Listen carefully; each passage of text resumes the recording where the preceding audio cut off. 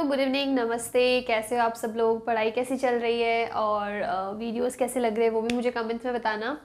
और हमारा जो चैप्टर क्लास 11th की फिजिक्स का पार्ट सेकंड है उसका चैप्टर थर्ड कर रहे हैं which is thermal properties of matter. इसके बाद में हम लोग थर्मोडायनेमिक्स करेंगे, जो पूरे चांसेस है कि मैं वन शॉट में कराऊँ बिकॉज इंटरेस्टिंग भी है, आप लोग भी बोर नहीं होंगे और बहुत ज़्यादा लेंदी जो यूनिट है वो नहीं है। तो हमने लास्ट हमारे वीडियो में कंप्लीट कर दिया था जो थर्मल एक्सपांशन है, लीनियर, वॉल्यूम, एरिया, ये सारे पॉइंट्स कवर कर लिए थे।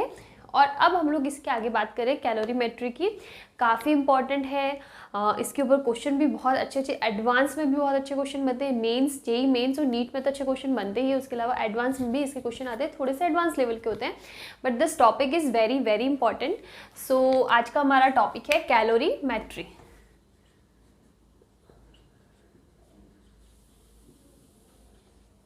कैलोरीमेट्री तो इसके अंदर हम लोग क्या पढ़ने वाले हैं? सबसे पहले मैं कुछ जो बेसिक टर्म्स है इसके अंदर 3 से 4-5 टर्म्स है, वो पांचों की पांचों टर्म आपको डिफाइन कर दूंगी। उसके बाद में इस टॉपिक में थ्योरी का अगर मैं बोलूँ ना, तो थ्योरी में सिर्फ वही 5 टर्म्स आएगी जिनको डिफाइन कैसे करना है, मतलब उनकी डेफिनेशन क्या है और उनकी जो फिजिकल मैथमेटिकल टर्म्स है, फॉर्मूला है, वो क्या है, बस। उसके अलावा इस टॉपिक के अंदर थ्योरी और कुछ भी नहीं है। उसके बाद में हम लोग जो भी वीडियो में नेक्स्ट पार्ट कवर करेंगे ना, वो सिर्फ और सिर्फ न्यूमेरिकल्स होगा। हम लोग न्यूमेरिकल्स को यूज़ करके इसकी थ्योरी को समझने का ट्राई करेंगे, बिकॉज इसमें थ्योरी लिखवाने जैसा या मैं ऐसे खड़े खड़े एक्सप्लेन कर रही हूँ ऐसा ज़्यादा कुछ भी नहीं है। समझने वाले टॉपिक ज़्यादा जो हम लोग न्यूमेरिकल्स को लेकर समझेंगे। तो सबसे पहले हम लोग इसके अंदर जो मैंने आपको बताया कि 5 बेसिक टर्म्स पढ़ते हैं। वैसे तो टर्म्स दो ही है, दो ही टर्म्स होती है, स्पेसिफिक हीट होता है और दूसरा लेटेंट हीट होता है, लेकिन उसी के कुछ वेरिएंट्स है, कुछ मोलर वगैरह, जो बहुत ज़्यादा उनमें डिफरेंस नहीं है। तो सबसे पहले हम लोग पढ़ते हैं specific heat capacity. Specific heat capacity जिसको हम लोग S से डिनोट करते हैं। तो सबसे पहले मैं इसकी डेफिनेशन लिख देती हूँ, उसके बाद हम लोग समझेंगे कि ये क्या होता है। जो भी मैं टर्म्स पढ़ा रही हूँ ना, these terms are form of energies, ये एक एनर्जी का ही फॉर्म है। तो हम लोग इसकी डेफिनेशन में सबसे पहले लिखेंगे the specific heat is what, amount of energy. But हम लोग हीट की बात करें, हम लोग चैप्टर में टेम्परेचर से रिलेटेड बात करें, तो हम लोग इसको लिखेंगे amount of heat energy, amount of heat energy required to raise the temperature of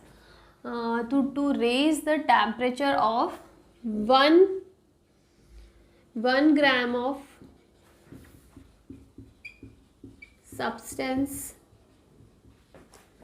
by 1 degree centigrade. 1 second. Okay, हम लोग इसको और ज़्यादा स्पेसिफिक करें तो हम लोग इसको लिख सकते हैं amount of heat energy required to raise the temperature of unit mass. Unit mass लिखना ज़्यादा सही रहेगा इसको। ये हो गई हमारी डेफिनेशन क्या बोल रही है, अमाउंट ऑफ हीट एनर्जी। तो सबसे पहली चीज समझने की है कि हम लोग यहाँ पे जो टर्म पढ़े ना, स्पेसिफिक हीट कैपेसिटी, ये क्या है, एक एनर्जी का फॉर्म है। So it is a amount of heat energy required to raise the temperature of unit mass of substance by 1 degree centigrade. सुनने में थोड़ा सा डिफिकल्ट लगता है, लेकिन बहुत ही सिंपल सा, इसको हम लोग समझते हैं। ये एस है, इसको हम लोग लिखेंगे dq upon mdt, this is the formula. और अगर मैं बात करूँ इसकी यूनिट की, तो यूनिट आप इजीली निकाल सकते हो। dq is what, heat energy, तो हम लोग इसको लिखेंगे, एनर्जी का होता है जूल पर किलोग्राम केल्विन, ठीक है, दिस इज द यूनिट। तो अब हम लोग समझते हैं कि हम इस मैथमेटिकल फॉर्मूले से इस डेफिनेशन को कैसे रिलेट कर सकते हैं। सिंपल सी चीज़ है, देखो आपको इसको समझने में प्रॉब्लम आ सकती है बिकॉज ये थ्योरी है, लेकिन फॉर्मूला आपको याद होगा S equals to dq upon mdt, this is the formula. अब आप देखो, अब क्वेश्चन में क्या बोला, अमाउंट ऑफ हीट एनर्जी, इसका मतलब ये जो S है ना, ये है, और ये जो dq है, this dq is what, heat energy. तो इसका मतलब ये S इस dq के बराबर होना चाहिए, S इस dq के बराबर होना चाहिए।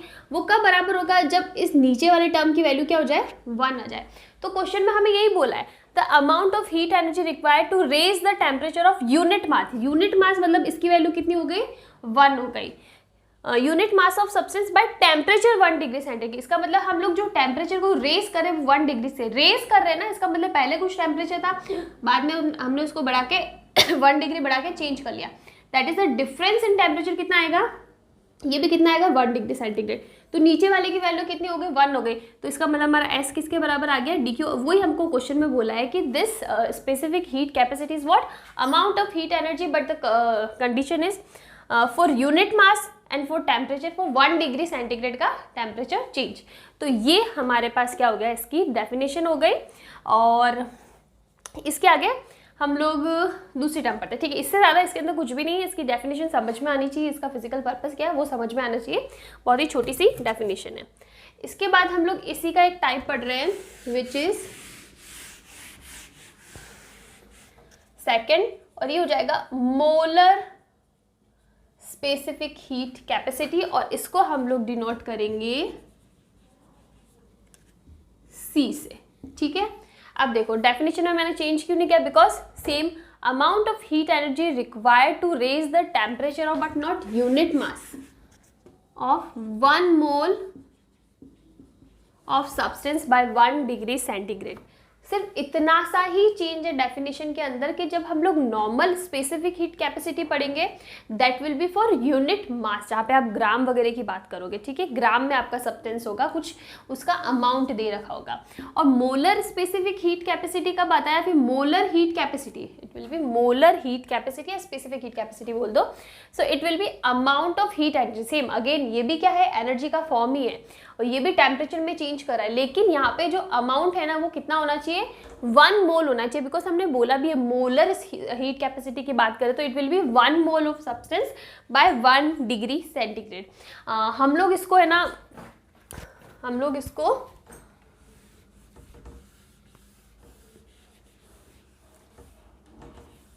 मोलर हीट कैपेसिटी बोलते हैं, molar heat capacity, not specific heat capacity, ठीक है, मोलर हीट कैपेसिटी। सो ठीक है, जो डेफिनेशन में सिर्फ इतना सा चेंज है कि वहाँ पे हम लोग सब्सटेंस जो यूनिट मास है ना उसकी बात कर रहे थे, जहाँ पे मोस्टली जो मास आएगा ना वो ग्राम के फॉर्म में आएगा। जब आप क्वेश्चंस पढ़ोगे तो आपको ज़्यादा क्लियर होगा। और जब हम लोग मोलर हीट कैपेसिटी की बात करें, same it is also a form of energy, form of heat energy, but here the the mass जो है वो किसके फॉर्म में होना चाहिए, 1 मोल। हम लोग मोल की बात करेंगे, 1 mole of substance by 1 degree centigrade. Again इसको डिनोट हम लोग कर रहे हैं सी से, और ये भी एनर्जी का फॉर्म है, तो ऊपर अगेन क्या आएगा, डी क्यू। बट यहाँ पे हम लोग मास की जगह मोल की बात करें तो हम लोग उसको एन लिख देते और raise in temperature d t लिख देते, ठीक है। अब यहाँ पे देखो, अगर मैं यूनिट की बात करूँ तो यूनिट में कोई चेंज नहीं आएगा, उसमें था जूल पर किलोग्राम केल्विन, तो यहाँ पे जूल पर मोल केल्विन, इतना ही चेंज आएगा। बिकॉज ये जो एन है ना मोल है, तो मोल की यूनिट मोल ही लेंगे हम, ठीक है। अगेन देखो क्वेश्चन में बोला अमाउंट ऑफ हीट एनर्जी, मतलब ये इसके बराबर होना चाहिए फॉर 1 मोल, मतलब इसकी वैल्यू 1 हो जाएगी। Raise of temperature again it is 1 degree centigrade, तो ये भी 1 ही हो जाएगा। तो यहाँ पे हमारी यूनिट क्या हो जाएगी, सॉरी ये वैल्यू क्या हो जाएगी, D equals to C Q. इसीलिए हम लोग बोलते हैं कि it is also form of energy. So ये हो गया हमारा molar heat capacity, it is also form of energy. ये आपको याद रखना जरूरी है, फॉर्मूला आपको पता होना चाहिए, ठीक है। नेक्स्ट हम लोग पढ़ते हैं only heat capacity, it is only heat capacity. इसको आप ले लो, किससे डिनोट करो, H से डिनोट कर दो, ठीक है। अगेन ये चीज़ हम लोग हटा देते, सेम है, कोई प्रॉब्लम नहीं है, बट इसकी डेफिनेशन की जनरल फॉर्म हो गई। तो इसकी डेफिनेशन होगी amount of heat energy required to raise the temperature of, कोई क्वांटिटी, नहीं ग्राम नहीं मोल, तो सिंपल सा है इसमें, it is the amount of energy required to raise the temperature of a substance by 1 degree centigrade, इतना सही है, ठीक है। और इसकी डेफिनेशन क्या हो जाएगी, फॉर्मूला क्या हो जाएगा, H इक्वल्स टू, बिकॉज हम लोग कोई ग्राम की कोई मोलर की बात नहीं कर रहे, तो it is simply D Q upon D T, इतना ही होगा। और इसका अगर मैं बात करूँ यूनिट की, तो इट इज जूल पर केल्विन। तो देखो हमने सबसे पहले स्पेसिफिक हीट कैपेसिटी पढ़ा, that is for unit mass. जहाँ पे हम लोग क्वेश्चन हम लोग पढ़ेंगे तो ज़्यादा क्लियर होगा। हम लोग ग्राम वगैरह की बात करेंगे क्वेश्चन में कि कोई भी सब्सटेंस है उसका जो मास है 1 ग्राम में, 2 ग्राम में, 3 ग्राम में, उसके हिसाब से। फिर हमने पढ़ा मोलर स्पेसिफिक हीट, वो कब आएगा जब हमें जो मास है ना उसकी वैल्यू मोल्स में दे रखी है, 1 मोल है, 2 मोल है, तो उसके लिए हमने मोलर हीट कैपेसिटी पढ़ा। And this is the third one which is जो जनरल केस जो होता है हीट कैपेसिटी। हीट कैपेसिटेंस बोलते हैं, हीट कैपेसिटी बोलते हैं it is also amount of heat energy required to raise the temperature. But हम लोग यहाँ पे पर्टिकुलर भी किसी मोल की यूनिट मास की बात करें, it is simply to raise the temperature of a substance by 1 degree centigrade, और ये इसका फॉर्मूला हो जाएगा। अगर मैं रिलेशन निकालूँ कि H, S और C में क्या रिलेशन है, तो देखो H will be equal to MS, it will be equal to NC. This is the relation. कैसे आया, बहुत ही ईजी है। हमारे पास S का रिलेशन क्या था, DQ अपॉन M DT, और हमें पता है कि इसकी वैल्यू कितनी H है, तो हम लोग लिख सकते हैं S equals to H upon M, और यहाँ से रिलेशन क्या आ जाएगा, H इक्वल्स टू MS। उसी टाइप से अगर मैं बात करूँ C का, हमारे पास क्या था DQ अपॉन N DT, और ये वैल्यू किसकी पास है, H की, तो C equals to H upon N और N इक्वल्स टू क्या हो जाएगा, NC। तो H equals to MS equals to NC। This is the very very general case, normal formula है। मे बी आपको नीट में, स्पेसिफिकली नीट में बोल रही हूँ, एडवांस में ऐसे क्वेश्चन नहीं आते। नीट में आपको डायरेक्टली फॉर्मूला पूछते या फिर डेफिनेशन का कुछ फॉर्म पूछते, स्टेटमेंट पूछते, तो इसलिए ये काफ़ी इंपॉर्टेंट है। ओके, अभी जो थर्ड नहीं फोर्थ टर्म जो हम लोग पढ़ने वाले हैं विच इज लेटेंट हीट। ये जनरली बस दो ही केस होते हैं हमारे पास, एक तो हीट कैपेसिटी होता है, एक लेटेंट हीट होता है, ठीक है। हीट कैपेसिटेंस के हमने दो पार्ट पढ़े, specific heat capacity and molar heat capacity. अब लेटेंट हीट है तो उसमें भी दो आता है, एक लिखने को एक भी आप डेफिनेशन लिख सकते हो, लेकिन हम लोग दोनों अलग को पढ़ाते हैं। तो सबसे पहले हो जाएगा number 4 which is latent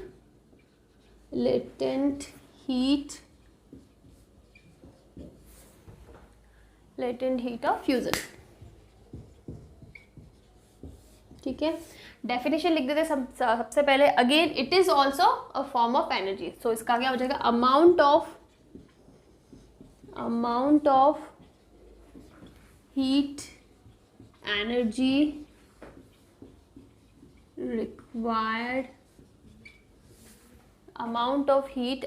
required to melt unit mass of solid. Very simple. Amount of heat energy required to melt unit mass of solid. Basic जो latent heat of fusion पढ़ रहे हैं ना, this is for जब हम लोग बात करेंगे मेल्टिंग की, और किसकी मेल्ट की, ऑब्वियसली मेल्ट है तो सॉलिड के मेल्टिंग की बात करेंगे। और इसके फॉर्मूले की बात करूँ, इसको डिनोट करते हैं किससे, आप ले लो फ्यूजन है तो LF लिख दो, ठीक है। तो ये हो जाएगा LF equals to amount of heat energy, तो अगेन DQ तो सेम ही रहने वाला है, और यहाँ पे हम लोग करेंगे सिर्फ मास की बात, या फिर आप सिंपली M लिख दो। तो ये हो जाएगा हमारा लेटेंट हीट ऑफ फ्यूजन, जिसके अंदर हमने क्या बोला, amount of heat energy required to unit mass. देखो अगर हमें इसको हीट एनर्जी, हम लोग बोल रहे कि जो ये लेटेंट हीट है ना वो किसके बराबर है, एनर्जी के ही बराबर है, तो इसका मतलब LF इक्वल्स टू DQ होना चाहिए। और लेकिन इसका फॉर्मूला ये, तो कब पॉसिबल है, जब भी मास क्या हो, यूनिट मास हो। वही क्वेश्चन में हमको गिवन है कि जब हम लोग यूनिट मास के सब्सटेंस को, सॉलिड को मेल्ट करेंगे तो उसमें जितनी एनर्जी की रिक्वायर्ड होगी ना, that will be what, latent heat of fusion. जब हम लोग मेल्टिंग की बात कर रहे हैं, सॉलिड के मेल्ट होने की बात करें। अगर मैं बात करूँ यूनिट की, अगेन ये क्या हो जाएगा, DQ जूल पर किलोग्राम, या फिर CGS में बात करूँ तो ये हो जाएगा कैलोरी पर ग्राम, ठीक है। दोनों में से जो भी आपको क्वेश्चन में यूनिट्स दे रखे उसके अकॉर्डिंग आपको करना है। उसी टाइप से एक हो जाएगा latent heat of vaporisation.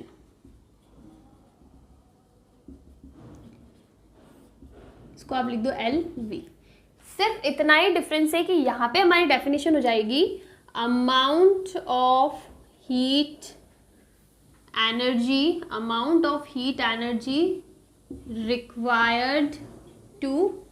required to vaporize unit mass of solid. Sorry, it's liquid. It will be liquid. हम लोग वेपराइज करें तो लिक्विड होना चाहिए, यस इट इज लिक्विड, ठीक है। ये हमारी डेफिनेशन हो गई। तो इसके अंदर क्या बोल रहा है कि amount of heat energy required to vaporize unit mass of liquid. देखो लेटेंट हीट में हम लोग दो बात करें, एक हम मेल्टिंग की बात करें, एक वेपराइजेशन की बात करें। तो ऑब्वियस सी बात है जब हम लोग मेल्टिंग की बात करेंगे तो किसी सॉलिड को मेल्ट करेंगे, that's why it is what, to melt unit mass of solid. जब हम लोग वेपराइजेशन की बात करेंगे तो हम लोग किसी लिक्विड को वेपर में चेंज कर रहे हैं, तो that's why the definition is what, required to vaporize unit mass of liquid. Simple सा, इसमें कोई भी प्रॉब्लम नहीं होनी चाहिए। फॉर्मूले की बात करूँ, LV equals to dQ/m। Again unit mass बोला है, इसकी वैल्यू 1 हो जाएगी और ये किसके बराबर हो जाएगा, ये हमारा बराबर हो जाएगा, दिस इज Q। ये हमारे बराबर हो जाएगा हीट एनर्जी के जो यूनिट है वो दोनों की सेम रहने वाली है। तो ये हमने 5 बेसिक टर्म्स पढ़ ली, इससे ज़्यादा कुछ भी नहीं है। ठीक है, इन टर्म्स को आपने पढ़ लिया। अब इनको यूज़ कैसे करना है वो हम लोग जब न्यूमेरिकल्स करेंगे उसके थ्रू हम लोग सॉल्व करेंगे। लेकिन अगर मैं थ्योरी वाइज बोलूँ ना तो इससे ज़्यादा कुछ नहीं, ज़्यादा डिटेल में स्टेटमेंट लिखने से कोई मतलब नहीं। जब तक आपको न्यूमेरिकल सॉल्व करना नहीं आएगा ना इसके ऊपर, इसकी थ्योरी भी कहीं ना कहीं आपको समझ में नहीं आने वाली है। तो यहाँ पर हमने लेटेंट हीट पढ़ लिया। अब इसके बाद में हम लोग कुछ बेसिक लिक्विड्स और सॉलिड की बात करेंगे जिनकी वैल्यूज़ हमें पता होनी चाहिए। स्पेसिफिक हीट कैपेसिटी की और लेटेंट हीट की वैल्यू पता होनी चाहिए, बिकॉज हम लोग उन्हीं के ऊपर क्वेश्चन करने वाले हैं। तो वो वैल्यूज़ मैं यहाँ पे लिख देती हूँ, वैसे तो वैल्यूज़ आपको कहीं पे भी मिल जाएगी। तो सबसे पहले हम लोग बात करेंगे स्पेसिफिक हीट की, वो हम लोग पढ़ेंगे वाटर के लिए, वो हम लोग पढ़ेंगे आइस के लिए, वो हम लोग पढ़ेंगे वेपर के लिए, या फिर स्टीम लिख दो, वेपर लिख दो, कुछ भी लिख दो। तो वाटर के लिए इसकी जो वैल्यू होती है ना, देखो मोस्टली जो न्यूमेरिकल्स होंगे ना वो आपको CGS में दे रखी होगी यूनिट इसकी, calorie per gram kelvin.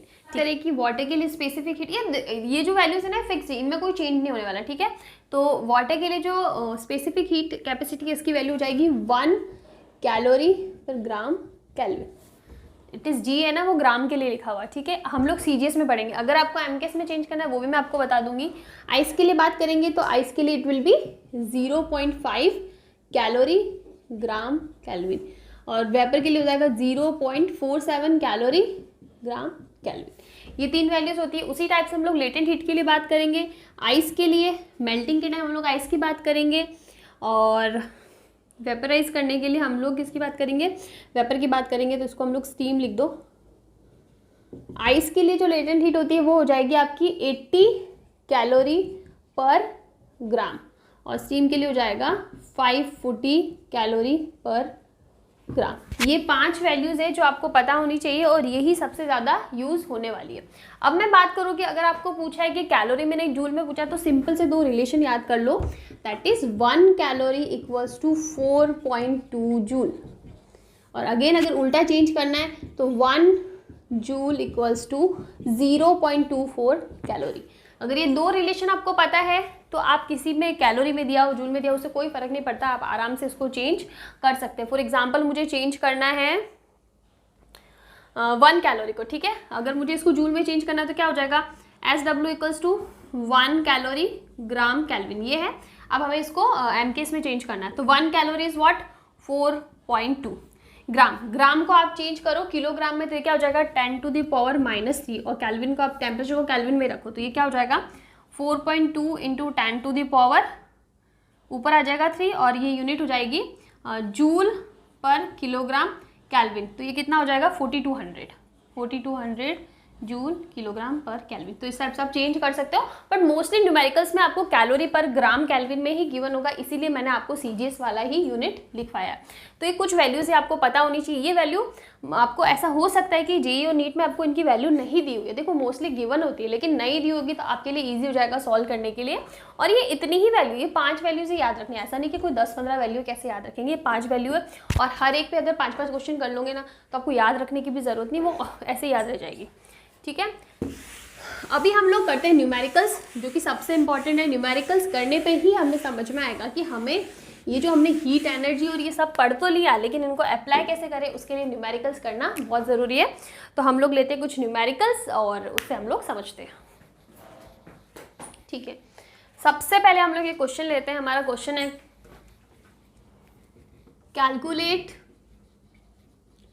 Calculate the heat energy, वैसे लिखने की जरूरत नहीं है एनर्जी, लेकिन मैं फिर भी लिख the heat energy required to convert 1 gram of ice into steam। ठीक है, ये हमारे पास क्वेश्चन है। क्वेश्चन में हमें पास दिया हुआ है कि हमारे पास 1 ग्राम आइस का है और उसको हमें स्टीम में चेंज करना है, तो उसके लिए हमको कितनी हीट एनर्जी की रिक्वायरमेंट होगी। देखो अब ये क्वेश्चन है और सिंपल सा दिमाग में आएगा, जो हमने अभी तक पढ़ा ना उसको अप्लाई कैसे करना। क्या अगर आपने ये चीज़ पहले नहीं पढ़ चुकी होगी तो आपके दिमाग में भी सबसे पहले क्वेश्चन आएगा कि जो हमने थ्योरी पढ़ी उसको हम लोग यहाँ पे कैसे लिंक करें, हमें भी नहीं पता। तो उसके लिए न्यूमेरिकल बहुत ज़रूरी है। तो सबसे पहले मैं आपको बताती हूँ कि आपको चेंजेस का जो ट्रांसफॉर्म करना है ना इसको आइस को स्टीम में, तो उसके लिए क्या नंबर ऑफ स्टेप्स रहेंगे। तो सबसे पहले आप देखो हमारे पास है आइस का टेम्परेचर कितना होगा 0 डिग्री में। सबसे वो अगर इन जनरल आपको अगर कुछ भी नहीं गिवन है ना टेम्परेचर, तो आपको 0 डिग्री सेंटीग्रेड पे आइस जम जाता है ना, तो सॉलिड, तो उसके लिए हम लोग लिख देते हैं it is at 0 degree centigrade. ठीक है, अब इसके बाद में हमको 0 डिग्री आइस को चेंज करना पड़ेगा 0 डिग्री वाटर के अंदर। तो हम लोग लेंगे it is water, again temperature कितना 0 डिग्री सेंटीग्रेड। फिर नेक्स्ट स्टेप देखो आप, 0 डिग्री वाटर को हमको स्टीम में चेंज करना है ना, तो हम लोग चेंज करेंगे अगेन वाटर, बट कितने टेम्परेचर कितना होगा 100 डिग्री सेंटीग्रेड। और अब इस 100 डिग्री सेंटीग्रेड को हम लोग क्या चेंज करेंगे स्टीम में, again it is what steam, और टेम्परेचर कितना 100 डिग्री सेंटीग्रेड। लग रहा होगा थोड़ा सा डिफिकल्ट लग रहा होगा कि कैसा हुआ, मैं फिर से समझाती हूँ। हमें पूछा है क्वेश्चन में कि हमें आइस को स्टीम में चेंज करना है, तो हम लोग डायरेक्टली आइस इनटू स्टीम नहीं कर सकते बिकॉज दोनों अलग अलग फॉर्म में, और हमारे पास ऐसा कोई फॉर्मूला नहीं कि हम लोग 2 डिफरेंट फॉर्म को, टेम्परेचर का भी डिफरेंस आ रहा है और फॉर्म का भी डिफरेंस आ रहा है, हम लोग सीधा हीट एनर्जी निकाल दें, ये हमारे पास नहीं है, ऐसा कोई क्वेश्चन हमारे पास नहीं है। ठीक है, तो हमें इनको स्टेप्स में लेना पड़ेगा, और स्टेप्स आप याद रख लेना। जब भी 0 डिग्री आइस है तो आपको सबसे पहले 0 डिग्री वाटर में चेंज करना पड़ेगा, उसके बाद आपको वाटर जितने टेम्परेचर पर वो दिया हो। हमें क्वेश्चन में ऐसा नहीं गिवन है, हमें क्वेश्चन में सिर्फ आइस इंटू स्टीम पूछा है, तो हमें ये पता है कि आइस 0 डिग्री सेंटीग्रेड पे आइस जम जाती है और 100 डिग्री सेंटीग्रेड पे पानी बॉईल होने लग जाता है, मतलब स्टीम निकलने लग जाती है। ये चीज़ हमें पता है, बस हमें ये स्टेप पता है, बीच के ये 2 स्टेप आपको लाने। 0 डिग्री आइस को कन्वर्ट करना पड़ेगा 0 डिग्री वाटर, 0 डिग्री वाटर को 100 डिग्री सेंटीग्रेड वाटर, और 100 डिग्री सेंटीग्रेड को स्टीम में। इसका मतलब आपको पहले सेम टेम्परेचर पे क्या करने पड़ेंगे, फेजेस चेंज करने पड़ेंगे, एक पे आइस है एक पे वाटर है, फिर डिफरेंट टेम्परेचर पे आपको चेंज करना पड़ेगा। सबसे पहले मैं आपको बता दूं, ये स्टेप्स आपको याद रखने पड़ेंगे। ठीक है, कि हमें आइस को सबसे पहले 0 डिग्री आइस को 0 डिग्री वाटर में चेंज करना है, फिर 0 डिग्री वाटर को 0 डिग्री वाटर को 100 डिग्री वाटर में चेंज करेंगे, उसके बाद 100 डिग्री वाटर का क्या होगा स्टीम होगा। ये फेजेस इन जनरल भी फेज आप देखो ना, पानी को गर्म करते तो ये फेज होती है, दिखती नहीं, उसका मतलब होता नहीं है, ऐसा नहीं होता है। तो ये हमारे पास आ गए। अब आपको देखना है कि यहाँ पे आपको कैसे क्या फॉर्मूला लगाना। हमारे पास 2 फॉर्मूला है इन जनरल में। फॉर्मूला बात करूँ स्पेसिफिक हीट का क्या है, MSD थीटा,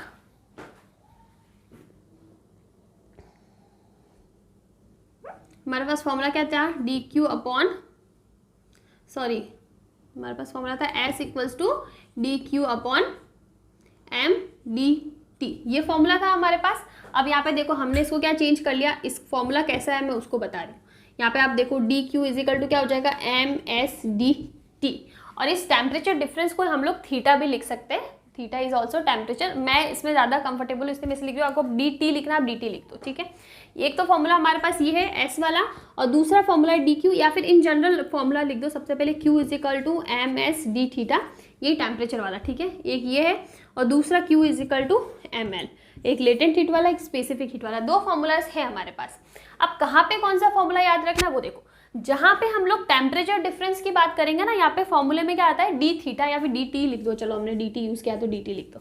यहाँ पे DT टेम्परेचर डिफरेंस आ रहा है, तो जहाँ पे टेम्परेचर डिफरेंस आएगा हमें वहाँ पे ये फॉर्मूला यूज़ करना है जहाँ पे स्पेसिफिक हीट कैपेसिटी आती हो, और जहाँ पे टेम्परेचर की कोई बात नहीं कर रखी है वहाँ पे हम लोग ये फॉर्मूला यूज़ करेंगे। ठीक है, तो यहाँ पे सबसे पहले देखो, जब हम लोग, अब हमें स्टेप बाय स्टेप सारे के सारे स्टेप्स के लिए अलग अलग एनर्जीज कैलकुलेट करनी पड़ेगी। तो सबसे पहले मैं इस स्टेप की बात करूँ कि हम लोगों ने 0 डिग्री आइस से 0 डिग्री वाटर में कन्वर्ट करा है। यहाँ पे टेम्परेचर का डिफरेंस आया, ये भी 0 डिग्री सेंटीग्रेड पे था और ये भी 0 डिग्री सेंटीग्रेड था। इसका मतलब यहाँ पे टेम्परेचर का डिफरेंस नहीं आया, टेम्परेचर का डिफरेंस नहीं आया, हमें ये फॉर्मूला यूज़ करना, मतलब यहाँ पे क्या आएगा एल। सबसे पहले हम लोग फॉर्मूलाज लिख देते हैं, हम लोग सबसे फर्स्ट न्यूमेरिकल कर रहे हैं इसलिए मैं इस स्पीड से करा रही हूँ, ठीक है। अब यहाँ पे देखो ये हमारा फर्स्ट स्टेप है, ये सेकंड है, ये थर्ड है। अब हम लोग बात करते हैं सेकंड स्टेप की। तो यहाँ पे देखो 0 डिग्री वाटर को 100 डिग्री सेंटीग्रेड वाटर में चेंज करना। इसका मतलब जो फेज है ना वो सेम है, दोनों के दोनों किसमें, वाटर की फॉर्म में है, दोनों का फॉर्म सेम है, टाइप सेम है, वाटर वाटर, लेकिन टेम्परेचर डिफरेंस है। जब टाइम सेम हो और टेम्परेचर में डिफरेंस आ रहा है ना तो हमें ये फॉर्मूला यूज़ करना है, ठीक है। तो यहाँ पे फॉर्मूला क्या हो जाएगा, MSDT होगा। अब अगेन स्टेप नंबर थर्ड की बात करो, यहाँ पे टाइप अलग अलग है लेकिन यहाँ पे टेम्परेचर का डिफरेंस है नहीं, ये भी 100 डिग्री सेंटीग्रेड पे, ये भी 100 डिग्री सेंटीग्रेड पे। देखो अगर मैं बोलूँ ना कि अगर मैंने यहाँ पे ये फॉर्मूला क्यों नहीं लगा सकती, मैंने लगा दिया तो dt क्या होता है, टेम्परेचर में डिफरेंस आता है। जब दोनों सेम टेम्परेचर पे तो इसकी वैल्यू तो 0 हो जाएगी। इसका मतलब हम ऐसा बोल रहे हैं कि 100 डिग्री वाटर को 100 डिग्री स्टीम में चेंज करने में कोई एनर्जी चाहिए नहीं, विच इज़ नॉट पॉसिबल। तो ये चीज़ आप कॉमन सेंस लगा के भी यूज़ कर सकते हो कि आपको कौन सा फॉर्मूला यूज़ करना है। तो यहाँ पे टेम्परेचर का डिफरेंस नहीं, इसका मतलब हमें क्या यूज़ करना है, ML। ये चीज़ क्लियर हो गई। जब टाइप सेम हो ना, जब टेम्परेचर का डिफरेंस नहीं आए ना, जब टेम्परेचर का डिफरेंस नहीं आए तो हमें ML वाला फॉर्मूला यूज़ करना है, और जब टेम्परेचर का डिफरेंस आए तब हमें ये यूज़ करना है। मैं पानी पी लेती हूँ।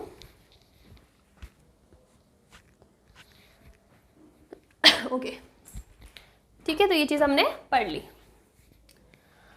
अब देखो, अब हमारे पास सारे फॉर्मूलाज आ गए, स्टेप्स आ गए, अब हम सिर्फ कैलकुलेट करना है। तो हमारे पास जो टोटल एनर्जी क्यू होगी ना वो क्या होगी, सबसे पहले ML, ठीक है, ML प्लस MSDT सबको लिख दो प्लस ML, ये हो जाएगा। ये दोनों ML अलग अलग है, ठीक है, दिस इज 1 दिस इज 2, अभी मैंने इनकी वैल्यूज नहीं पुट करी है इसलिए। हो गया। अब आप देखो आपको कैसे करना है। सबसे पहले हम लोग कैलकुलेट करेंगे ML। हमने बोल दिया है क्वेश्चन में कि M की वैल्यू कितनी है, 1 ग्राम, तो 1 × L। अब आप देखो कि लेटेंट हीट किसकी होती है, हमने पता है ना आइस की और स्टीम की होती है। यहाँ पे हम लोग आइस की बात करें तो आइस के लिए लिखेंगे विच वॉज 80, और यहाँ पे ग्राम में दे रखा है तो हमें वही फॉर्मूला यूज़ करना, तो ये हो जाएगा मल्टीप्लाई बाई 80 प्लस यहाँ पे बात करो M, ये तो मास सेम ही रहने वाला है। 1 ग्राम आइस को आप 1 ग्राम वेपर स्टीम में चेंज करने वाले तो मास में कोई चेंज नहीं होगा, अगेन इट इज़ 1। S की वैल्यू देखो यहाँ पे क्या है, वाटर को ही वाटर में चेंज करे तो स्पेसिफिक हीट किसकी आएगी, S की आएगी। कितनी आएगी S की, देखो वाटर के लिए S की वैल्यू थी 1, तो इट इज़ 1। टेम्परेचर डिफरेंस इधर 100 है और इधर 0 है, तो कितना हो जाएगा 100 - 0 प्लस ML, इसके लिए ML। अगेन मास की वैल्यू 1L। यहाँ पे देखो स्टीम में चेंज करें तो लेटेंट हीट किसकी आएगी, स्टीम की, जो कितनी थी 540, तो मल्टीप्लाई बाई 540। अब आप कैलकुलेट करो कितना आ जाएगा, 80 + 100 + 540, ये कितना हो जाएगा 640 + 100 740, 820, ये 820 आ रहा है क्या, 540 640 सॉरी 720 हो जाएगा। तो हमारे पास वैल्यू हो जाएगी 720 जूल, या फिर सॉरी कैलोरी, हम लोग इसकी बात कर रहे हैं ना, तो ये कैलोरी मिल जाएगा। तो इस टाइप से आपको क्वेश्चन सॉल्व करना है। अगर हमारे पास जब टेम्परेचर चेंज होगा ना dt आएगा तब हमारा टाइप सेम रहेगा, और जब टाइप चेंज होता है ना तब हमारे पास लेटेंट हीट होता है। मैं ज़्यादा कॉम्प्लिकेट नहीं करना चाहती, मैं इसलिए आपको सिंपल सा बोल रही हूँ कि आपको ये स्टेप्स याद होने पड़ेंगे, याद करने पड़ेंगे कि 0 डिग्री आइस सीधा 0 डिग्री आइस सीधा स्टीम में चेंज नहीं होने वाला है। क्या स्टेप्स रहने वाले हैं, यही स्टेप्स रहने वाले हैं। अब हम लोग एक और न्यूमेरिकल करते हैं ताकि आपको और भी अच्छे से क्लियर हो जाएगा, और फिर भी इस क्वेश्चन में कहीं प्रॉब्लम आती है तो आप मुझे कमेंट्स में बताना।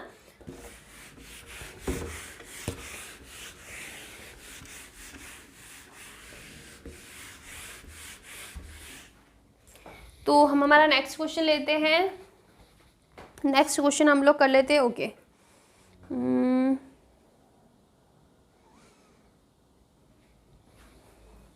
अब नेक्स्ट क्वेश्चन में हम लोग क्या कर रहे हैं, हम लोग कर रहे हैं 1 ग्राम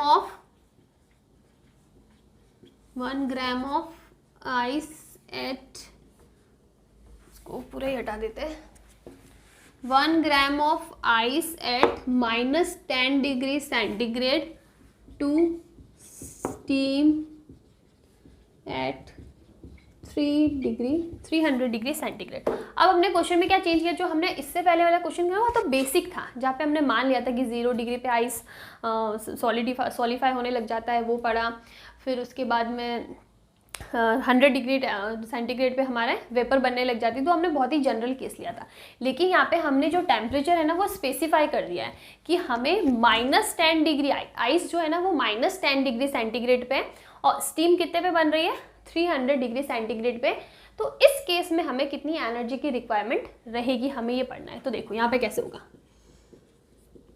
m की वैल्यू फिक्स्ड है, 1 ग्राम दे रखा है, इसमें हमें कोई भी चेंजेस नहीं करने हैं। उसके बाद वाली चीज़ देखो, हमें स्टेप अगेन वही है, आइस टू स्टीम। तो सबसे पहले जो फर्स्ट स्टेप है ना वो लिखो, क्या है हमारे पास, आइस कितने पे होगा, -10 डिग्री सेंटीग्रेड पे। पहले वाले क्वेश्चन में हमने क्या करा था, 0 डिग्री हमने लिया था, क्वेश्चन में कोई भी टेम्परेचर स्पेसिफाई नहीं कर रखा था, तो हमने लिया था कि 0 डिग्री पे आइस बनने लग जाता है, 0 डिग्री पे है तो 0 डिग्री आइस को आप 0 डिग्री वाटर में चेंज कर सकते हो। लेकिन यहाँ पे आप वो नहीं कर सकते कि -10 डिग्री आइस है उसको 0 डिग्री वाटर में चेंज कर लिया, दैट इज नॉट पॉसिबल। क्यों नहीं पॉसिबल है, देखो मैं अभी बताती हूँ। ये हो गया वाटर, मान लो हमने चेंज कर लिया, और 0 डिग्री जो पहले वाला है वो क्वेश्चन ले लिया। अब यहाँ पे आप देखो टेम्परेचर भी चेंज हो रहा है और साथ में फेज भी, टाइप भी चेंज हो रहा है, आइस से वाटर भी बदल रहा है, टेम्परेचर भी चेंज हो रहा है। अब यहाँ पे आप क्या फॉर्मूला लगा, मान लो आपने ऐसा स्टेप ले लिया क्वेश्चन में, ठीक है, कि हमको नहीं समझ में, हमने ये स्टेप ले लिया, लेकिन आप फॉर्मूला क्या लगाओगे, MSDT लगाओगे या ML? देखो बिकॉज हमने बताया था कि जब हम लोग MSDT की, जब स्पेसिफिक हीट वाले की बात करेंगे तब टाइप चेंज नहीं होता है, लेकिन यहाँ पे टाइप चेंज हो रहा है, आइस से क्या चेंज हो रहा है, वाटर में चेंज हो रहा है, और ML। तो अब आप बताओ कि आप यहाँ पे कौन सा फॉर्मूला लगाओगे, आपके लिए दोनों कंफ्यूजन रहेगा। अगर ये फॉर्मूला लगाते हो, मान लो कि चलो हमें पता है कि टेम्परेचर का डिफरेंस आ रहा है तो हमें MSDT लेना है, ले लिया MSDT। अब यहाँ पे S किसका यूज करोगे, आइस का यूज करोगे या वाटर का यूज करोगे, हमारे पास तो दोनों के फॉर्मूला है, आप कौन सा यूज करोगे, नहीं कर पाओगे यूज कहीं। तो इसीलिए आपको ये चीज समझना जरूरी है कि हम लोग डायरेक्टली ये स्टेप नहीं ले सकते। तो यहाँ पे क्या केस आने वाला है, हमें -10 डिग्री आइस को सबसे पहले चेंज करना पड़ेगा, अगेन आइस में, लेकिन ice at what, 0 degree temperature. समझ में आया, जो भी स्पेसिफाई कर रखा है ना टेम्परेचर, -10 हो, -20 हो, -100 हो, उससे कोई फर्क नहीं पड़ता है, उसको पहले सबसे पहले आपको 0 डिग्री आइस पे, बिकॉज हमारे जो 3 बेसिक स्टेप है ना, 0 डिग्री आइस से 0 डिग्री वाटर, 0 डिग्री वाटर से 100 डिग्री वाटर, 100 डिग्री वाटर से 100 डिग्री स्टीम, ये फिक्स है। अगर आप आइस और स्टीम की बात करें तो ये 3 स्टेप तो आने ही पड़ेंगे, ठीक है, ये बेसिक स्टेप है, तो ये तो आएंगे ही आएंगे। तो अब हमने इसको चेंज कर लिया, -10 डिग्री आइस को 0 डिग्री आइस में लिया है। अब मुझे पता है कि 0 डिग्री आइस को 100 डिग्री स्टीम में कैसे लाते हैं, वो हमने पढ़ा है। तो क्या हो जाएगा, देखो 0 डिग्री आइस, अगेन क्या हो जाएगा, वाटर एट कितना, 0 डिग्री सेंटीग्रेड, फिर क्या हो जाएगा 0 डिग्री वापस वाटर हो जाएगा, और टेम्परेचर कितना हो जाएगा, 100 डिग्री सेंटीग्रेड।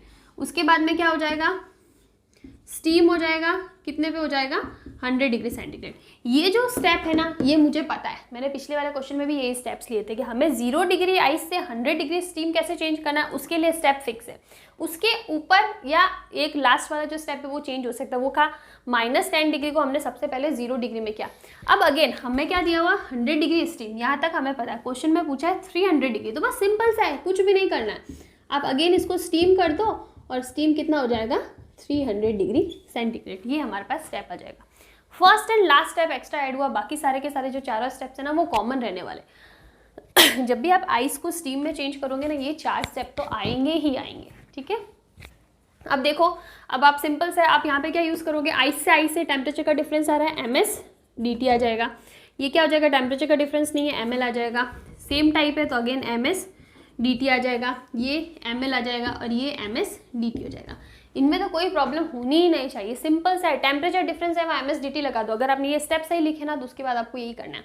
अब कैलकुलेट करो, टोटल एनर्जी इक्वल्स टू, इसके लिए M की वैल्यू 1 है। अब हम लोग बात करें S की, तो यहाँ पे आइस का दिया हुआ ना, तो हमें आइस का स्पेसिफिक हीट लिखना है, जो कि कितना है 0.5 हमने लिखा था, 0.5 को 1/2 कर दो, 1/2 इंटू 1, टेम्परेचर का डिफरेंस कितना आ रहा है, 10 हो जाएगा, प्लस यहाँ पे आप ऐसा नहीं कि -10 है ना, तो ऐसा कर दो, ये नहीं पॉसिबल। आप देख लो, फाइनल टेम्परेचर 0 -10, तो कितना हो जाएगा, प्लस का 10, ठीक है। प्लस अब यहाँ पे क्या आ रहा है ml। अब किसके लिए l आ रहा है, हमें पता है l सिर्फ दो ही चीज़ों के लिए होती है, या तो आइस के लिए होगा या फिर स्टीम के लिए होगा। आइस है तो आइस के लिए 80 हो जाएगा और क्वांटिटी कितनी है 1 प्लस msdt। तो टेम्परेचर का डिफरेंस आ रहा है 100, m की वैल्यू 1 और s स्पेसिफिक हीट किसकी आएगी, वाटर की आएगी। वाटर की स्पेसिफिक हीट कितनी होती है 1 होती है। प्लस यहाँ पे ml दिख दो कितना हो जाएगा, m तो अगेन 1 और l कितना आएगा स्टीम का which is 540 plus msdt again 1, s किसका आएगा स्टीम का आएगा। स्टीम के लिए कितना होता है 0.47 multiply by what, temperature difference आ रहा है 200 ही आ रहा है ना। तो इस टाइप से आपको वैल्यूज़ रखनी है। एक सेकेंड, चलो ठीक है। अब हम लोग कैलकुलेट कर लेते हैं कितना आ रहा है। देखो आप, ये हो जाएगा 5 प्लस 80 प्लस 100 प्लस 540 और प्लस ये देखो 200 यू इंटू 47 इंटू 2 94, ये होगा ना 94। Yes it is 94। आप इनको सम कर लो और ये आ रहा है, मैंने ऑलरेडी कैलकुलेट कर रखा है, इट इज़ 819 कैलोरी। तो इस टाइप से आप कैलकुलेट कर सकते हो। तो यहाँ तक इन दो न्यूमेरिकल्स में आपको एक चीज़ क्लियर हो जानी चाहिए। सबसे पहले कौन से स्टेप्स लेने, सेकंड चीज़ कहाँ पे कौन सा फॉर्मूला लगाना है कि हमें ml यूज़ करना है। जब भी टाइप सेम हो ना, water to water, ice to ice, steam to steam और टेम्परेचर डिफरेंस हो, तो आपको msdt ही यूज़ करना है। ठीक है, तो ये फॉर्मूला कहाँ पे यूज़ करना है और किस टाइप से आपको स्टेप्स लेने, ये चीज़ इन दो न्यूमेरिकल्स में क्लियर हो जानी चाहिए। अगर अभी तक क्लियर नहीं होती, इन्हीं दो न्यूमेरिकल को अगेन और अगेन आप इस चेक करो, आपको समझ में आ जाएगा। नहीं समझ में आता है, जो चीज़ नहीं समझ में आती है आप कमेंट्स में बताना, लेकिन ये दो न्यूमेरिकल समझ में आना बहुत ज़रूरी है। उसी के पर्पज़, उसी से अगर वो समझ में आएगा तभी हम आगे ये क्वेश्चन कर पाएंगे। तो ठीक है, यहाँ पे ये ख़त्म होता है। नेक्स्ट हमारा न्यूमेरिकल लेते हैं। टॉपिक ख़त्म नहीं होता है, न्यूमेरिकल ख़त्म होता है।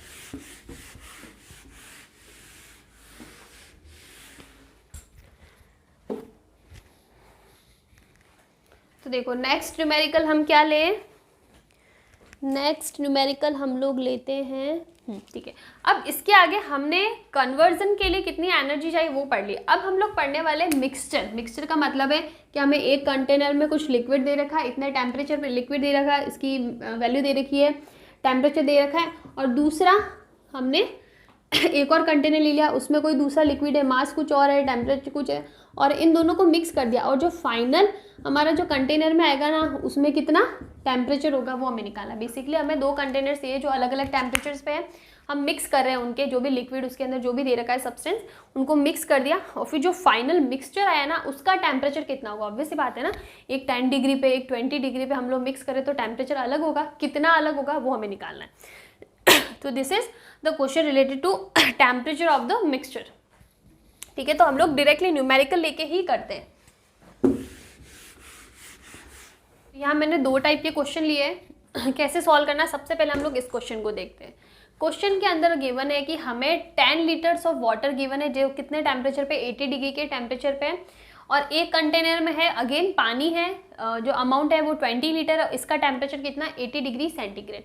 अब इन दोनों को अगर मैं किसी तीसरे कंटेनर में मिक्स कर दूं तो उस कंटेनर का फाइनल टेम्परेचर कितना होगा। देखो सबसे पहला क्वेश्चन आता है, इसका 80 है और इसका भी 80 है, तो मतलब इसका कितना हो जाना चाहिए। यहाँ पे मैंने शायद कुछ गलत कर दिया है, it is not 80, it is 60 degree, ये 60 है। तो इसका मतलब यहाँ पे 80 है और 60 है, तो 80 प्लस 60 अपॉन 2 एवरेज हो जाएगा, इसका मतलब 70 डिग्री सेंटीग्रेड हो जाना चाहिए। हाँ हो सकता है, लेकिन वो कब होता, जब दोनों का अमाउंट भी सेम होता। लेकिन यहाँ पे देखो टाइप सेम है लेकिन अमाउंट अलग है, इधर 10 लीटर है और ये 20 लीटर है, तो इसका मतलब इसका जो एवरेज है ना वो टेम्परेचर नहीं होने वाला है। तो यहाँ पे आपको क्या करना है, हमने ले लिया है फाइनल कंटेनर, अगेन रहेगा तो वाटर ही, बिकॉज हमने पानी को ही पानी में मिक्स किया है। टेम्परेचर कितना है वो हमें निकालना है, अमाउंट कितना होगा फाइनल, इसमें 10 लीटर इसमें 20 लीटर, तो ऑब्वियसली बात है इसमें कितना होने वाला है, इसमें होने वाला है सॉरी 30 लीटर। ठीक है, इसमें कोई चेंज नहीं होगा। मैं 10 लीटर में 10 लीटर डाली तो 20 होने वाला है, कहीं पे भी एब्जॉर्ब होकर ख़त्म नहीं होने वाला है। ठीक है, ये चीज़ हो गया। अब आपको कैसे करना है, तो यहाँ पे हम लोग जो लॉ लगाने वाले वो लगाने वाले कंजर्वेशन ऑफ एनर्जी। जैसे हम लोग सब जगह कंजर्वेशन ऑफ एनर्जी निकालते हैं ना, conservation mechanical energy, conservation of kinetic energy, conservation of potential energy, mainly हम लोग बात करते हैं कंजर्वेशन ऑफ मैकेनिकल एनर्जी, जिसपे हम लोग भर के न्यूमेरिकल भी कर चुके हैं। तो उसी टाइप से यहाँ पे अप्लाई होता है कंजर्वेशन ऑफ हीट एनर्जी। और हमें पता है हीट क्या है, Q is equal to DQ is equal to MSDT है। तो ये कंजर्व होनी चाहिए किनके बीच में, इन दोनों के बीच में और इन दोनों के बीच में। तो आपको न्यूमेरिकल कैसे सॉल्व करना है, इसको हम लोग इस फॉर्म में भी लिखते हैं कि heat given equals to heat taken. इसका मतलब कंजर्वेशन ऑफ हीट, कि जितना दिया है ना उतना ही मिल जाएगा, ठीक है। कहीं पे भी एनर्जी का लॉस, एनर्जी लॉस नहीं हो रही है, कहीं पे भी वो एनर्जी कहीं दूसरी जगह यूज नहीं हो रही है, एब्जॉर्ब नहीं हो रही है, कुछ भी नहीं हो रहा है। तो अब वो हम कैसे करेंगे, देखो हमें ये चीज़ पता है ये 80 डिग्री है, ये 60 डिग्री है, तो कहीं ना कहीं इन दोनों के बीच में ही टेम्परेचर आने वाला है। ऐसा नहीं है कि 80 से 90 हो जाएगा फाइनल टेम्परेचर, नहीं, इन दोनों के बीच में आएगा। कितना आएगा नहीं पता, लेकिन 80 से 60 के बीच में आएगा। तो ये अपना टेम्परेचर क्या करेगी, कम करेगी, कम ही होगा ना इसके लिए, और इसका टेम्परेचर बढ़ेगा। यही सिस्टम में होगा, मतलब जो फाइनल टेम्परेचर इनके बीच में होगा, मतलब इसका टेम्परेचर कहीं ना कहीं कम होगा और इसका टेम्परेचर कहीं ना कहीं बढ़ेगा। कितना बढ़ेगा वो अभी तक हमें नहीं पता है। तो इसका मतलब ये क्या कर रहा है, ये अपनी एनर्जी दे रहा है, ये अपना टेम्परेचर कम कर रहा है ना। और हमें पता है हीट हाई टेम्परेचर से लो टेम्परेचर साइड फ्लो होती है। हमने सबसे पहले जब हीट की डेफिनेशन पढ़ी थी ना कि heat is what, heat produces due to the difference of temperature. और कहाँ से temperature, higher temperature to lower temperature. तो 80 डिग्री है, 60 डिग्री है। सबसे पहली चीज़ कि बड़े वाले टेम्परेचर से कम होने वाला है, छोटे वाले टेम्परेचर से ज़्यादा होने वाला है। मिक्स कर रहा है ना, तो इनके बीच का टेम्परेचर आएगा, इसका कम होगा, इसका बढ़ेगा। इसका मतलब ये क्या करेगा, हीट देगा और ये हीट लेगा, ऐसा ही होगा। फॉर्मूला क्या है, MSDT इक्वल्स टू अलग अलग है, M अलग अलग है और S दोनों के लिए सेम होने वाला है, बिकॉज दोनों ही क्या है, पानी ही है, वाटर ही है। और M2SDT होगा। अब जो टेम्परेचर डिफरेंस है ना वो कैसे होगा, फॉर एग्जाम्पल इसका टेम्परेचर हमने ले लिया T और इन दोनों का टेम्परेचर हमें पता है। तो अब यहाँ पे क्या करना है, देखो M1 कितना है 10, S की वैल्यू तो लिखो ही मत, कैंसिल हो जाएगी, दोनों के लिए सेम है इसलिए। तो 10 into DT, temperature difference T final minus T initial. लेकिन हम लोग नेगेटिव नहीं ले सकते, हमें ये पता है कि ये ज़्यादा है, ठीक है, ये ज़्यादा है और ये कम है। तो यहाँ पे क्या होने वाला है, यहाँ पे हो जाएगा 80 माइनस T, हमें ये चीज़ लेनी है, ठीक है। ये चीज़ आपको पता पड़ेगा, ज़्यादा में से कम को घटाने वाले हो। दूसरा 20 और ये हो जाएगा T माइनस 60। इस चीज़ में आई थिंक किसी को कन्फ्यूजन नहीं होना चाहिए। देखो आपको चीज़ देखनी है कि हमें पता है कि 80 और 60 के बीच में आने वाला है। तो ये टेम्परेचर 80 से तो छोटा होगा इसलिए हमने 80 माइनस T करा है, और 60 से बड़ा होगा इसलिए T माइनस 60 करा है, ठीक है। ये हो गया। अब देखो ये हो जाएगा 2, तो 80 minus T equals to 2T minus 120 हो जाएगा। तो ये हो जाएगा 80 plus 120 is equal to 3T।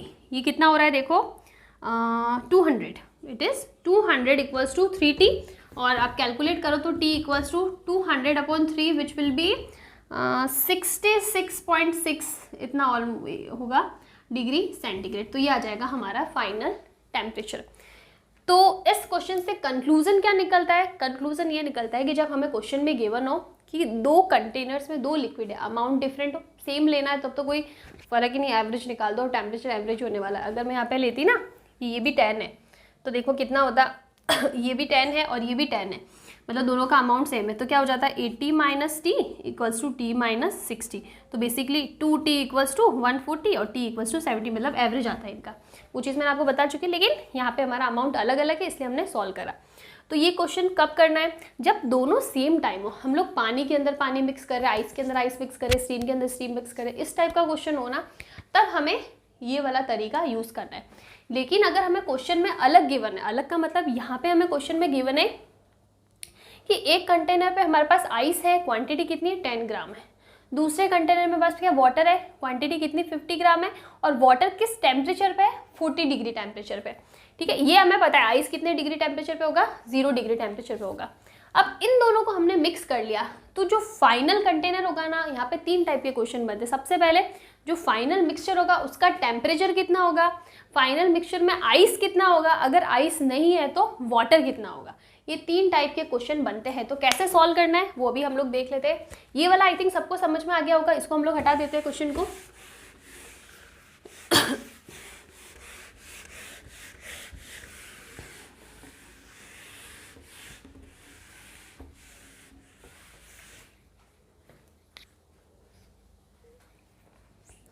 देखो क्वेश्चन को हमें कैसे करना है। सबसे पहले अगर हमें ऐसा क्वेश्चन गिवन हो, मिक्सचर वाला क्वेश्चन गिवन हो और टाइप अलग अलग हो, तो हमें उनको सेम टाइप में लाना है। और कैसे लाना है वो हम लोग पढ़ चुके हैं कि हमको कैसे चेंज करना है। तो हम लोग क्या करेंगे, ये हमारे पास क्या है 0 डिग्री पे आइस है। अगर कुछ भी स्पेसिफिक टेम्परेचर नहीं दे रखा है तो हमको आइस लेना है 0 डिग्री सेंटीग्रेड पे। तो इस 0 डिग्री सेंटीग्रेड वाले आइस को हमको चेंज करना है 0 डिग्री सेंटीग्रेड वाटर पे हो जाएगा। और यहाँ पे क्या है वाटर दिया हुआ है, लेकिन वाटर क्या दिया हुआ 40 डिग्री पे। तो इसको हम लोग ले आएंगे again water at 0 degree centigrade. समझ में आया।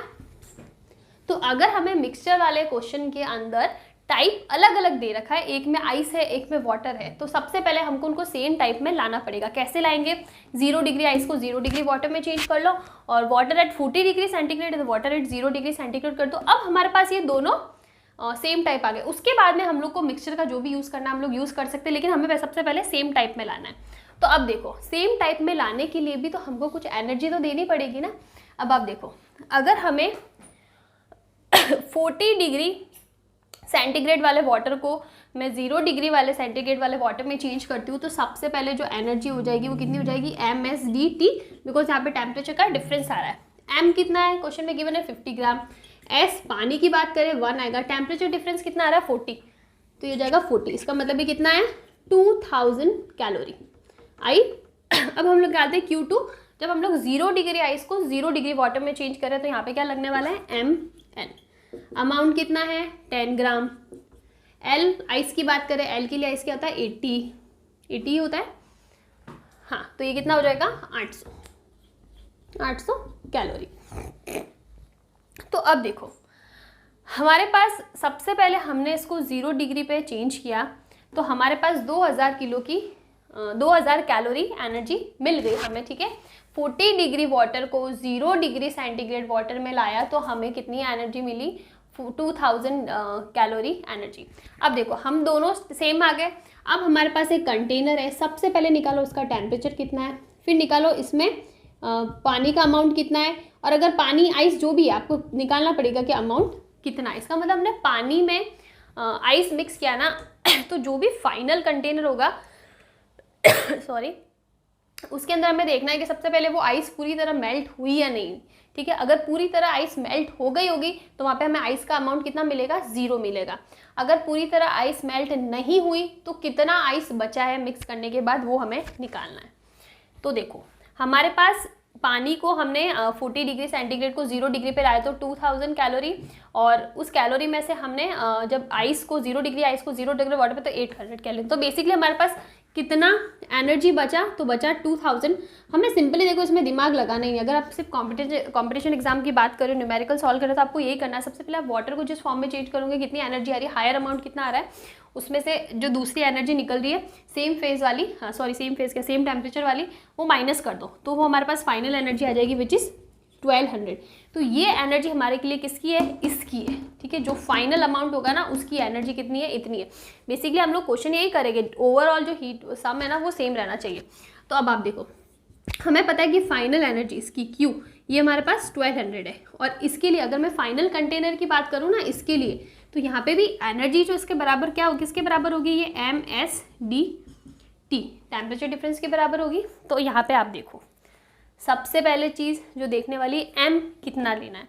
अब हम लोग बात करें इस फाइनल कंटेनर, तो इसके अंदर मास दोनों का सम नहीं होगा, इसमें 10 ग्राम है इसमें 50 ग्राम है, तो ये कितना होने वाला है 60 ग्राम। ओवरऑल कितना होने वाला है 60 ग्राम होने वाला है। तो Q कितना है 1200 और M कितना है 60। S कितना है S हमें निकालना पड़ेगा वाटर प्लस आइस, तो ये 1 ले लो आप इसको, वाटर के लिए कितना हो जाएगा 1 ले लो। अगेन मल्टीप्लाई बाई dt कितना होगा टेम्परेचर चेंज वो हमें निकालना है, तो हम लोग को dt एज इट इज़ लिख दिया। अब आप देखो कितना हो जाएगा dt equals to 1200 upon 60 which is 20 degree centigrade. 20 degree centigrade हमारे पास आया है टेम्परेचर डिफरेंस, और हमें पता है कि हमने इनको 0 पे ले आए थे दोनों को, ठीक है ना, 0 पे ले आए थे, तो 20 माइनस 0 मतलब ये जो टेम्परेचर ही फाइनल होगा ना वो 20 डिग्री सेंटीग्रेड होगा, बिकॉज dt, तो ये हो जाएगा 20 माइनस 0। क्योंकि हम लोग फाइनली इनको 0 पे ले आए थे, यहाँ पे हमें 40 कुछ लिखने की जरूरत नहीं, हम लोग इसको 0 डिग्री सेंटीग्रेड पे लेके आए थे, तो it is 20 degree centigrade. Now see, हमने 0 डिग्री आइस और वाटर को मिक्स करा और फाइनल टेम्परेचर आया 20 डिग्री सेंटीग्रेड। तो आपको ये चीज़ तो पता ही है कि 20 डिग्री सेंटीग्रेड पे हमारे पास आइस तो नहीं हो सकता ना, आइस तो 0 डिग्री या उससे कम होता तो हम लोग बोलते कि कुछ आइस का अमाउंट है, लेकिन फाइनल टेम्परेचर कितना आया है 20 डिग्री सेंटीग्रेड, विच मीन्स यहाँ पे आइस एग्जिस्ट नहीं करता है। तो सबसे पहला क्वेश्चन के अंदर आइस का अमाउंट कितना है 0, कोई भी नहीं है, पूरा का पूरा आइस क्या हो चुका है, मेल्ट हो चुका है। तो इसका मतलब टोटल कितना बचा वाटर, और वाटर का जो फाइनल मास होगा वो कितना होगा 60 ग्राम। तो अगर क्वेश्चन में पूछे कि मिक्स करने के बाद इस मिक्सचर के अंदर आइस का अमाउंट कितना है, तो 0, बिकॉज यहाँ पे टेम्परेचर 20 डिग्री सेंटीग्रेड आ रहा है, इस टेम्परेचर पे आइस तो एग्जिस्ट नहीं कर सकता। तो इस टाइप से भी आपको क्वेश्चन मिल सकता है। और न्यूमेरिकल लेते हैं हम लोग। अब हम लोग ऐसा न्यूमेरिकल लेते हैं जिसके अंदर हमें आइस का कुछ अमाउंट मिले।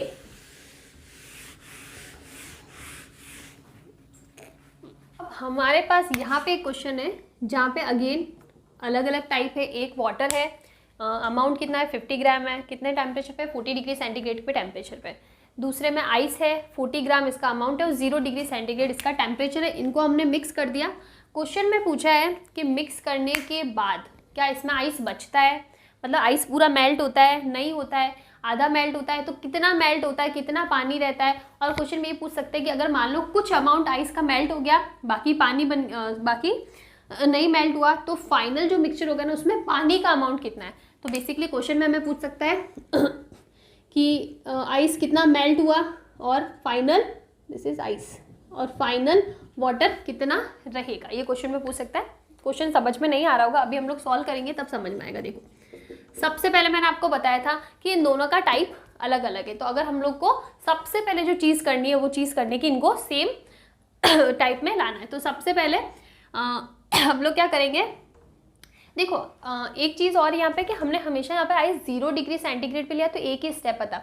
अगर यहाँ पे आता ना कि -10 डिग्री पे आपका आइस है, तो आपको क्या करना पड़ेगा, सबसे पहले -10 डिग्री आइस को 0 डिग्री आइस पे लाना पड़ेगा, फिर 0 डिग्री आइस को 0 डिग्री वाटर में लाना पड़ेगा। ये चीज़ आपको पता होनी चाहिए। नाउ सी, सबसे पहले हम लोग इसको क्या चेंज करेंगे, वापस पानी में चेंज करेंगे, लेकिन पानी कितना 0 डिग्री सेंटीग्रेड पे, बिकॉज ये कितना है 40 डिग्री सेंटीग्रेड है। और इसको हम लोग इसमें चेंज करेंगे, वाटर में चेंज करेंगे। ये हमारे पास क्या है, आइस एट 0 डिग्री, तो हम लोग वाटर एट 0 डिग्री सेंटीग्रेड पे चेंज करेंगे। और अगर ये होता कि ये आइस हमें 10 डिग्री -10 पे दे रखा होगा, तो सबसे पहले हम लोग -10 को 0 डिग्री आइस में चेंज करते, फिर 0 डिग्री आइस को 0 डिग्री वाटर में चेंज करते। ये सारे स्टेप्स फिक्स है जो हमने फर्स्ट न्यूमेरिकल में करे थे, वही आपको आगे भी लेके चलना है। तो देखो यहाँ पे कितनी एनर्जी होगी, ये एनर्जी हो जाएगी, टेम्परेचर में डिफरेंस आ रहा है तो इट इज़ mSdt, और m कितना, अमाउंट कितना है 50, s पानी की बात करें 1, टेम्परेचर में difference 40, so it will be 2000 calorie. Same ही है जो पिछले क्वेश्चन में था। यहाँ पे मैं बात करूँ तो यहाँ पे ml आएगा, टेम्परेचर का डिफरेंस नहीं आ रहा है, मास कितना है 40, l कितना है, आइस के लिए बात कर रहे हैं हम लोग, तो आइस के लिए कितना होता है 80 होता है, तो ये हो जाएगा 3200 कैलोरी। अब सबसे पहले आप ये चीज़ देखो, हमें पता है, हमने पिछले क्वेश्चन में पढ़ा था कि जब हम लोग वाटर में चेंज करते हैं ना, तो वहाँ पे जो एनर्जी होती है उसमें से दूसरी एनर्जी को माइनस करते हैं। तो अब यहाँ पे समझने वाली चीज़ है ना, अगर आपको ये देखते आपको पता पड़ जाना चाहिए कि जो फाइनल मिक्सचर होगा ना उसके अंदर हमारा आइस रहने वाला है, यहाँ पे कम्प्लीटली मेल्ट नहीं होगा। कैसे समझ में आ रहा है वो देखो, हमें वाटर को वाटर में चेंज करने के लिए कितनी एनर्जी मिल रही है, 2000 कैलोरी मिल रही है, और हमें आइस को वाटर में चेंज करने के लिए कितनी एनर्जी देनी पड़ेगी, तो दैट विल बी 3200। जब हम लोग वाटर को वाटर में ही चेंज कर रहे हैं ना, तब तो हमें एनर्जी मिल जाएगी, ठीक है। ये पिछले क्वेश्चन में भी था, जब हम लोग वाटर को ही वाटर में सेम टाइप में चेंज करें तो हमें एनर्जी मिल रही है which is equals to 2000 calorie. और जब हमें आइस को किसी दूसरे टाइप में चेंज करें, चाहे आइस हो, स्टीम हो, कुछ भी हो, तो उसके लिए हमें एनर्जी की रिक्वायरमेंट कितनी है 3200 कैलोरी। हमारे पास आई 2000 है, हमें देनी 3200 है, तो इसका मतलब हमारे पास एनर्जी कम पड़ रही है ना। हमारे पास कितनी मिली हमें, 2000 कैलोरी हमें मिली, और हमें देनी कितनी है, 3200, तो 1200 रुपये की तो उधारी हो गई ना, अगर आप नॉर्मल तरीके से समझे। तो इसका मतलब ये है कि हमें मिल रही 2000 है, और हमें इस आइस को पूरी तरह मेल्ट करने के लिए 0 डिग्री आइस को completely 40 gram of 0 degree ice को हमें completely 40 gram of water at 0 degree में चेंज करने के लिए 3200 कैलोरी चाहिए, जितनी कैलोरी मेरे पास नहीं है, मेरे पास सिर्फ 2000 है। तो इसका मतलब जब मेरे पास इसको पूरी तरह पानी में चेंज करने के लिए कैलोरी नहीं है, तो इसका मतलब सिंपल सा है ना कि मैं इस आइस को पूरी तरह से वाटर में चेंज नहीं कर पाऊंगी। सिंपल सी चीज़, जब मेरे पास इतनी कैलोरी इतनी एनर्जी नहीं है, तो मैं इसको पूरी तरह क्या चेंज कर पाऊंगी, मेरे पास तो सिर्फ 2000 है। इस 2000 में जितना मेल्ट होना होगा हो जाएगा, बाकी नहीं होगा। तो सबसे पहला क्वेश्चन क्या है, इसके अंदर आइस का अमाउंट रहेगा, बिकॉज हमारे पास एनर्जी है ही नहीं पूरे आइस को मेल्ट करने के लिए। फिर क्वेश्चन बनता है कि कितना मेल्ट होगा कितना नहीं होगा। तो उसके लिए हमारे पास एक तरीका है कि जब हम लोग बोलते हैं ना लेटेंट हीट, आइस के लिए कितनी है, 80 calorie per, it is L equals to what, मैं खुद ही भूल गई, M L, sorry Q is equal to M L, तो L is equal to Q upon M, that is calorie per gram. इसका मतलब हमें 1 ग्राम आइस को मेल्ट करने के लिए, ये जो वैल्यू है ना, इसका मतलब यही होता है कि हमें 1 ग्राम आइस को मेल्ट करने के लिए 80 कैलोरी की ज़रूरत पड़ती है। उसी टाइप से तो ये हुआ ना कि 40 ग्राम को मेल्ट करने के लिए 40 इंटू 80 यानी 3200 कैलोरी चाहिएगी। ठीक है, तो सबसे पहले हम लोग लिखते हैं कि 80 calorie requirement for melting 1 gram of ice. ठीक है, तो अब 1 कैलोरी में कितना हो जाएगा, सिंपल मैथमेटिक्स से 80 होगा, यहाँ तक कोई प्रॉब्लम नहीं। अब आप देखो, दिस इज ग्राम। अब आप देखो हमारे पास एनर्जी कितनी मिली है, हमें 2000 मिली है, तो 2000 कैलोरी हमारे पास है, और इसके अंदर कितना मेल्ट होगा, 1/80 इंटू 2000, ये कितना हो जाएगा 200/8 ना, 200/8, तो it will B 100/4, that is 25 ग्राम। इसका मतलब कि जितनी कैलोरी जितनी एनर्जी हमें मिली है ना, उसमें हम लोग सिर्फ 25 ग्राम आइस को मेल्ट कर सकते हैं, उसके ऊपर का जितना भी है ना उसको हम लोग मेल्ट नहीं कर पाएंगे, बिकॉज हमारे पास इतनी एनर्जी। तो basically we have 40 grams of ice, starting में initially we have 40 grams of ice, जिसमें से हम सिर्फ 25 ग्राम को मेल्ट कर पाएंगे। इसका मतलब जो भी फाइनल मिक्सचर होगा ना, उसके अंदर से 25 ग्राम जो आइस है वो मेल्ट हो जाएगा। तो यहाँ पे पूछे अगर आपको क्वेश्चन में कि अमाउंट ऑफ आइस जो मेल्ट हो जाएगी दैट विल बी 25 ग्राम। पीछे कितनी बचेगी, 25, 40 माइनस 25 यानी 15 ग्राम आइस हमारे पास क्या बचने वाली है। अगर आपको क्वेश्चन में ऐसा पूछे कि find the amount of ice जो मेल्ट नहीं होने वाली है, तो दैट विल बी 15 ग्राम।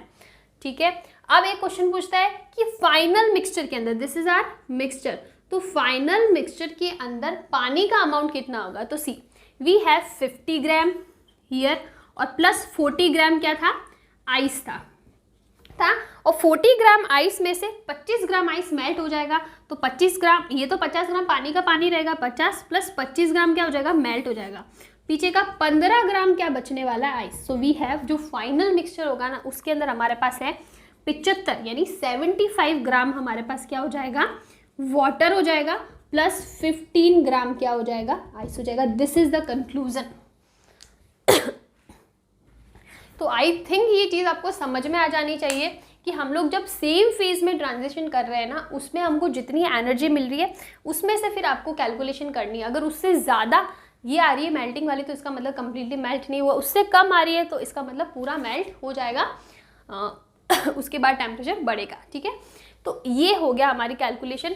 मैंने ट्राई करा है कि मैं आपको ईजीएस्ट वे में एक्सप्लेन कर सकूं, लेकिन फिर भी अगर आपको कहीं पे भी इस सारे के सारे कॉन्सेप्ट में ये कैसे आया, ये कैसे आया, कहीं प्रॉब्लम आती है, एक बार वीडियो को दोबारा देखना। देखो जब भी आप, मैंने ये चीज़ें बहुत बार पढ़ी है, ठीक है, मैं एमएससी कर चुकी हूँ, नेट कर चुकी हूँ, गेट कर चुकी हूँ, मैंने ये बहुत बार चीज़ें पढ़ी है। लेकिन आप 11th-12th में हो, अगर कोई 11th-12th वाला देख रहा है तो आप ये चीज़ें पहली बार पढ़ रहे हो, और ज़रूरी नहीं कि कोई चीज़ आप पहली बार में सारी समझ में आ जाए। इसमें ना मेरे वीडियो में प्रॉब्लम है, ना आपके साथ प्रॉब्लम है। ऐसा नहीं कि आप समझ में नहीं आ रहा, मेरा दिमाग काम नहीं कर रहा, नहीं आपके साथ प्रॉब्लम, नहीं मेरे साथ प्रॉब्लम। आप उस टॉपिक को 2 से 3 बार रिवाइज करो, उसके बाद प्रॉब्लम आती है तो मे बी मेरे में, आप में, किसी में भी प्रॉब्लम हो सकती है। ठीक है, तो वही चीज़ मैं आपको बोलूँगी, एक बार इन न्यूमेरिकल्स को, इसके ऊपर और भी न्यूमेरिकल्स आप सॉल्व करो। अगर उसमें कहीं प्रॉब्लम आती है, देखो ये भी होता है, आप जितनी ज़्यादा प्रैक्टिस करोगे ना, उतनी ज़्यादा चीज़ें आपको अच्छे से क्लियर होगी। तो सिर्फ इस भरोसे मत रहो कि मैंने वीडियो देख लिया, मेरा टॉपिक कवर हो गया। चाहे मेरा वीडियो मत देखो, चाहे कहीं पे भी देखो, इवन आप कोचिंग में जाते हो, आपको पढ़ा दिया, अरे मुझे सब समझ में आ गया, नहीं, आपको टाइम टू टाइम रिवाइज करना पड़ेगा, उसके ऊपर नंबर ऑफ न्यूमेरिकल सॉल्व करने पड़ेंगे, तभी वो चीज़ आपकी बहुत अच्छे से, आप बोल सकते हो कि 100% मैं इससे रिलेटेड कोई भी क्वेश्चन कर लूँगा। तो वही चीज़ मैं आपको बोल रही हूँ, एक बार वीडियो को, अगर आप मेरा वीडियो देखते हो तो एक बार इसको दोबारा देखना, नहीं समझ में आता है मुझे कमेंट्स में बताना, उसके ऊपर न्यूमेरिकल करना, तब जाके आपका टॉपिक 100% कवर हो जाएगा। तो आई थिंक ये सारी चीज़ें आपको समझ में आ जानी चाहिए, बहुत ही इंपॉर्टेंट है, इसलिए मैं इतना बार बार प्रेशर दे रही हूँ कि आपको समझ में आनी चाहिए, समझ में आनी चाहिए। Very important for NEET and JEE mains and even for advance. ठीक है, तो इसके ऊपर न्यूमेरिकल्स करना, कहीं पे प्रॉब्लम आती है डू लेट मी नो। और आई थिंक आज के लिए काफ़ी हो जाएगा। इसके नेक्स्ट वाले वीडियो में हम लोग वन शॉट करने वाले, जो भी पीछे जितने भी टॉपिक बचे ना, कंडक्शन, कन्वेक्शन, रेडिएशन वाले, कुछ बेसिक थ्योरीज है, कि वाटर का 0 से 4 डिग्री के बीच में क्या बिहेवियर रहता है, सर हम लोग वन शॉट में करेंगे, बिकॉज बहुत ज़्यादा थ्योरी वाला पार्ट है। अगर न्यूमेरिकल वाला पार्ट होता है तो मैं इंडिविजुअल कराना ज़्यादा प्रेफर करती हूँ, बट कंप्लीटली थ्योरी है तो हम लोग एक वीडियो में कवर कर लेंगे, वो चैप्टर भी खत्म हो जाएगा। That will be the last video of this chapter. ठीक है ना, 3 वीडियो में हमारा चैप्टर कंप्लीट हो जाएगा। सो आज के लिए काफ़ी हो गया। कहीं प्रॉब्लम आती है, नहीं समझ में आता है, मुझे बताना। और ठीक है, आज के लिए हम लोग रैप करते हैं। Thank you.